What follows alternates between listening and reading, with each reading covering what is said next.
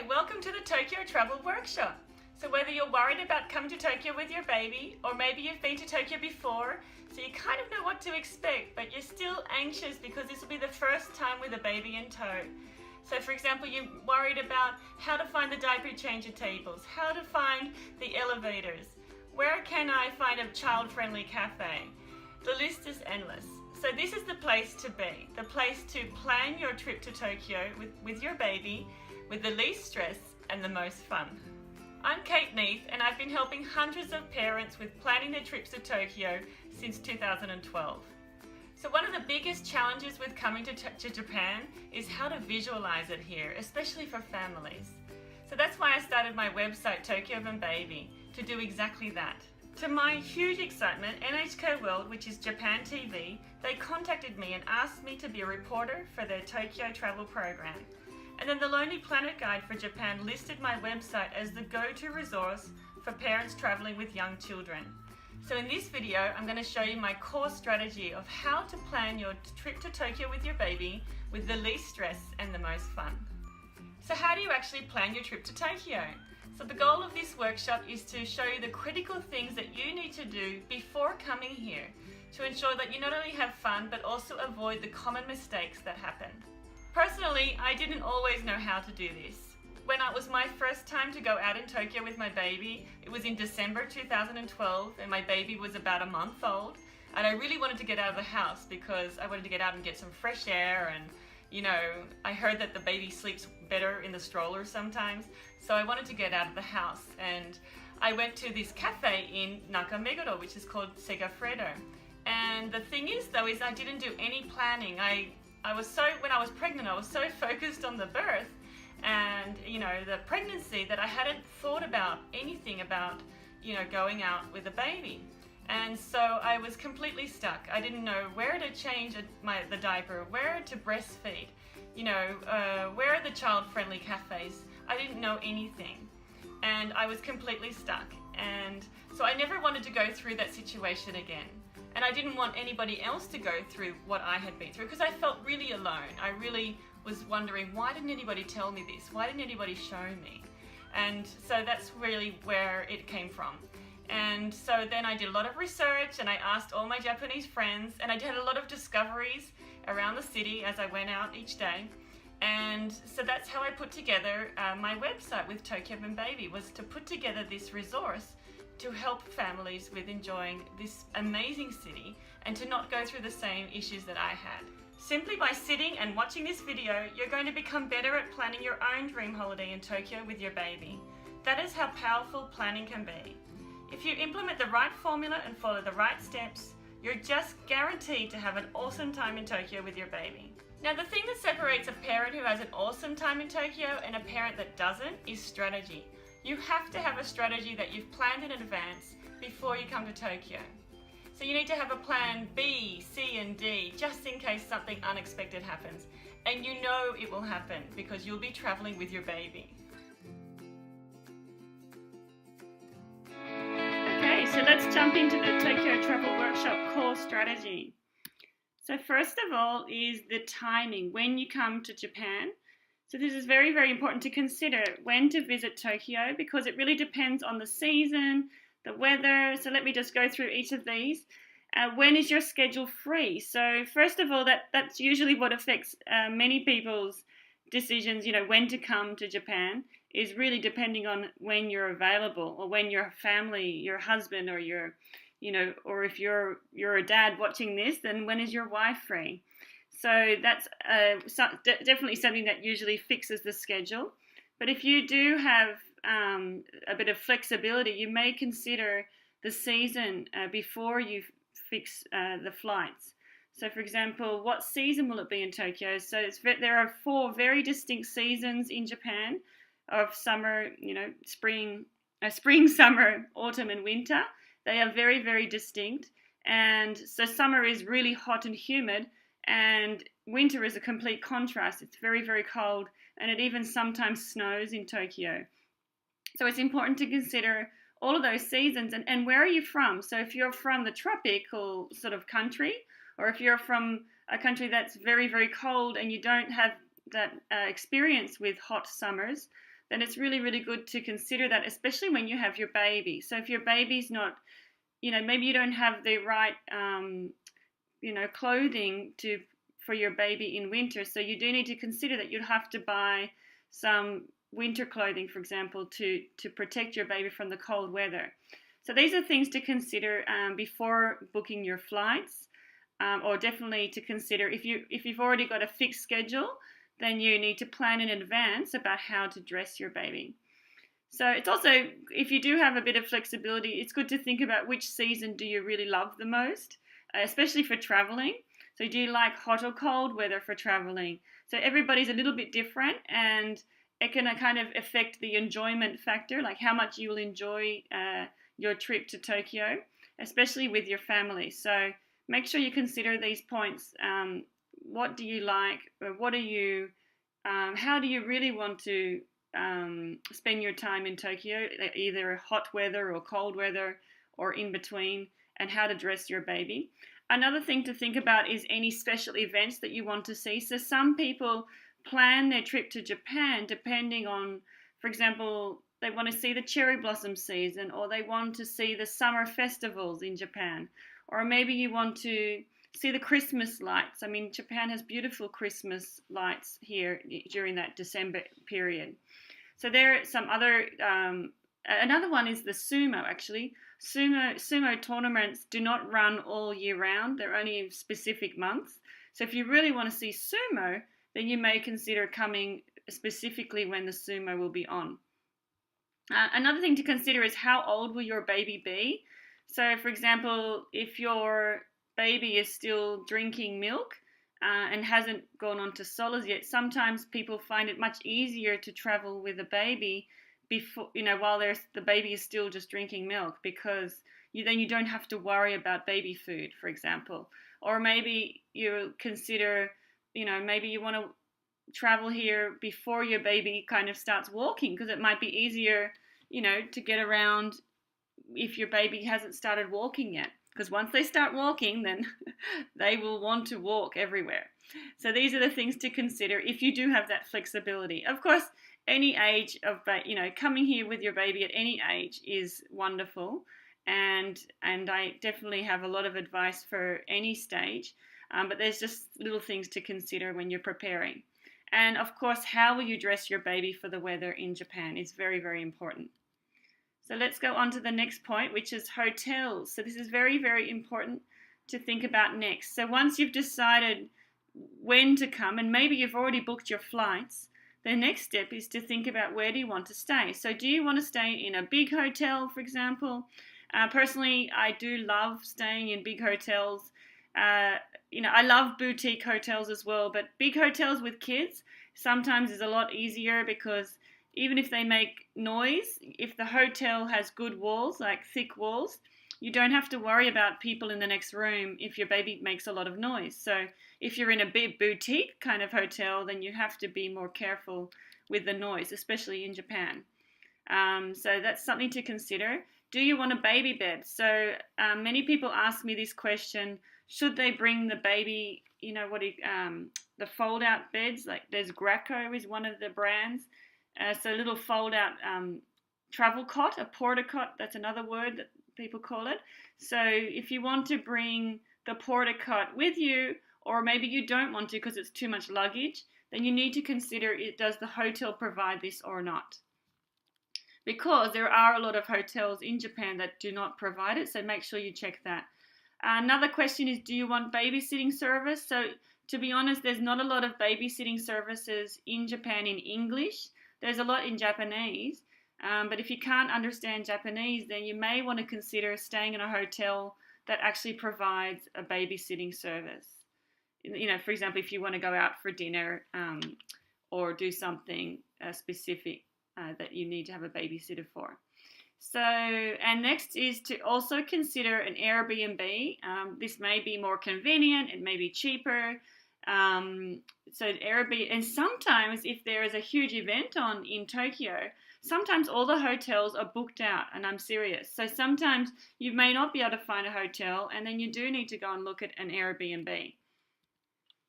Okay, so let's jump to let's put 3 out here.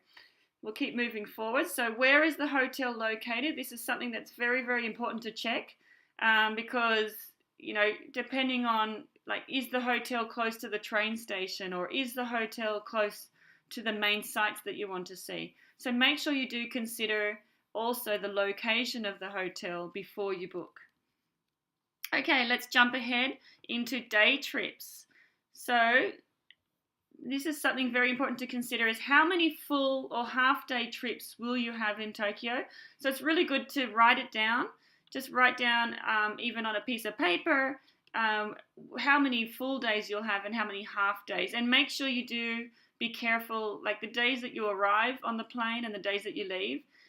They're pretty much, I would just personally focus on the plane, like to get to the airport, to and from the airport on those days. There's not a lot more that you can really do on those days, other than, go out for dinner or something, have a little bit of a break. So just check how many days you actually have. Where do you want to visit? So some people, if it's your first time to Tokyo, you might want to spend, to be visiting the main sites. But if you've been to Tokyo before, maybe you want to go to something different, like a little, one of the smaller stations, or one of a kind of a more of a unique museum or shrine. So do think about where you want to what do you want to see, and what are the must-see sightseeing spots for you. I mean, Tokyo has, just such an amazing number of places to visit. There's wonderful cafes, there's little museums, art galleries, there's lots of kids entertainment places as well. There's parks and playgrounds. So you just need to think about, what do you want to see, and how are you going to plan your day around that. Next is, where are the best baby-friendly spots? So to be honest, not all of the sightseeing spots are child-friendly.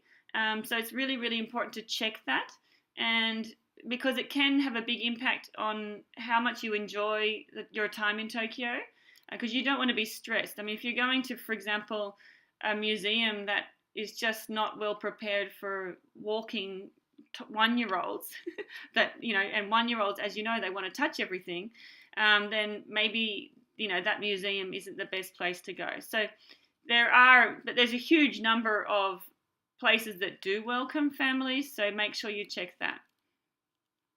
Another question is, where are the closest playgrounds or parks? So make sure you do check this, because, you may in the morning, usually I recommend in the morning to go to the museum or shrine or a temple, and then after that go to the park or go to the playground so your baby can run around. So this really depends on the age of your baby. So of course, if your baby is still just a few months old, then you don't have to worry too much.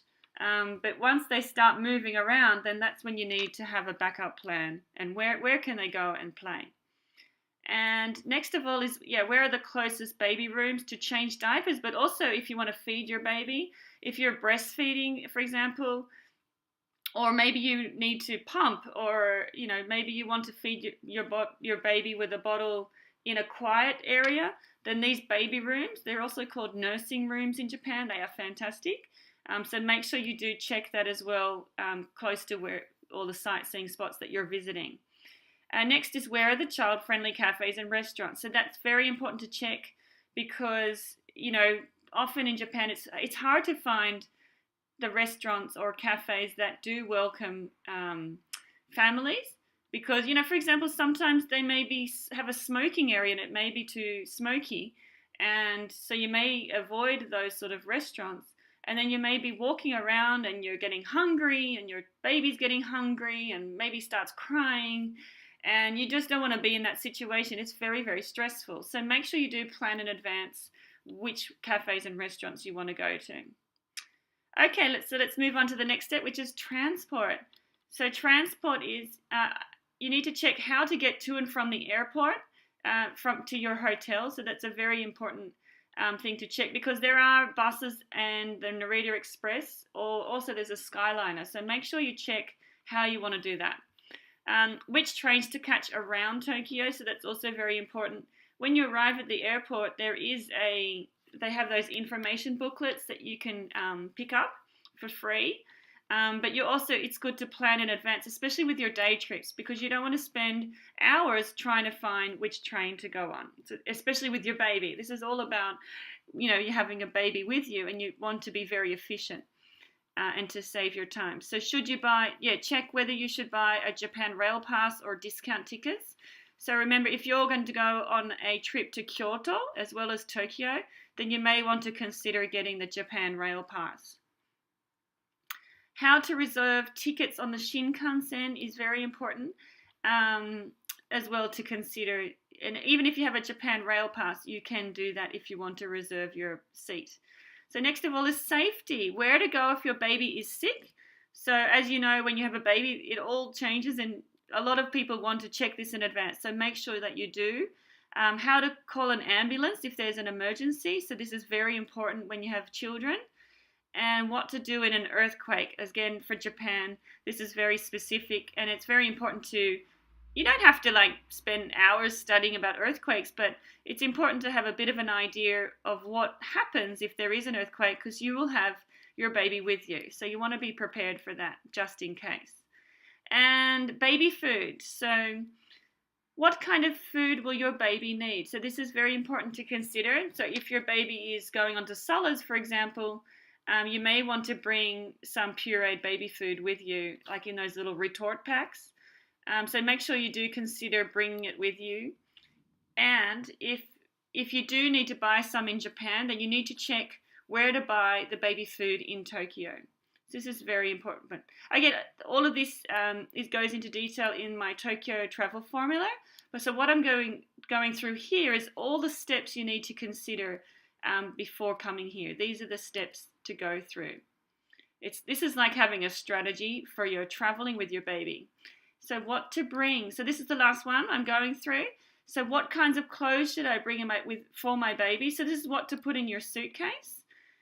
Again, that's related to the seasons. And how many diapers should I bring? So make sure you do consider that. Not only diapers for the plane, but also diapers I would recommend a couple of days in Tokyo, because you may have trouble finding diapers once you're here. So make sure you also check where to buy diapers in Japan.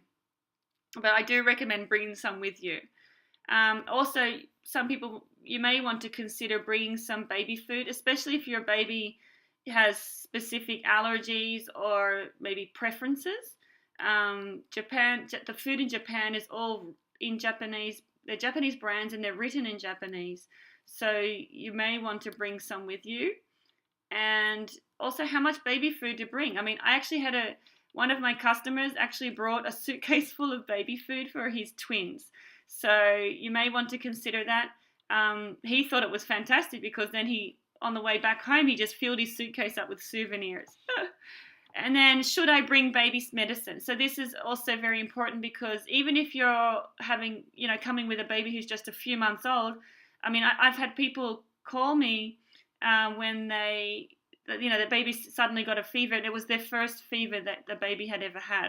So just consider that. I know that some people have different views of medicine, but just consider it before coming here, because everything here is in Japanese. So if you do bring something in your own language, that can sometimes be helpful.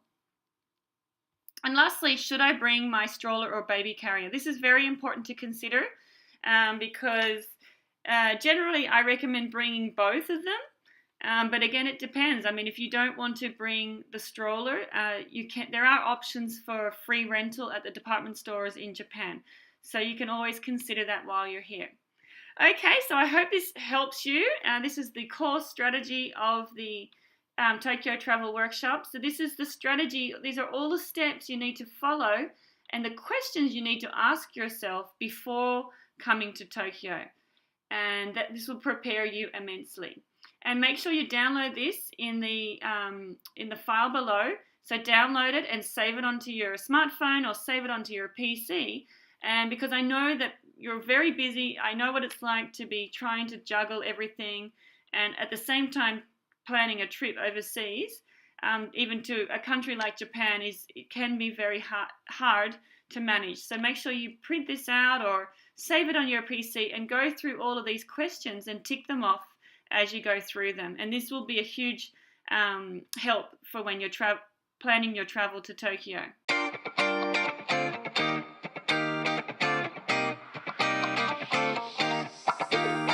There's not a single day that passes without you on my